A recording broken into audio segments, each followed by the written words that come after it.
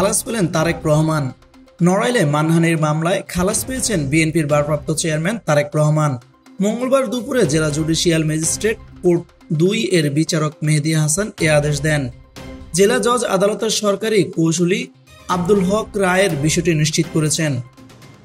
পিপি বলেন, এর আগে মামলার বাদী বীর মুক্তিযোদ্ধা শাহজাহান বিশ্বাস তারেক রহমানের সাজার বিরুদ্ধে জেলা ও দায়রা জজ আদালতে আপিল করেন। আদালত মামলাটি পুনরায় নিম্ন আদালতে প্রেরণ করেন। এই আদালতে মামলার বাদী মামলা চালাতে অপারগতা প্রকাশ করেন।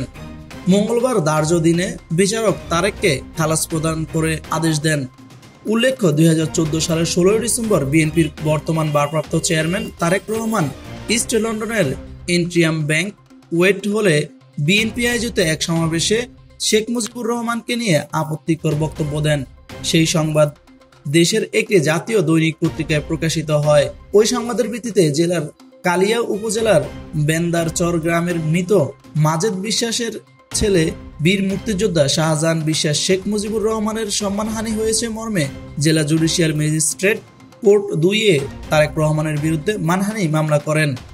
মামলায় ৩ জন সাক্ষীর জবানবন্দি গ্রহণ করা হয়। এই মামলায় ২০২১ সালে ৪ ফেব্রুয়ারি তারেক রহমানকে ২ বছরের বিনাশ্রম কারাদণ্ড দিয়েছিলেন আদালত। এছাড়া তাকে ১০,০০০ টাকা জরিমানা ও অনাদায়ে আরও ৬ মাসের কারাদণ্ড দেওয়া হয়েছিল।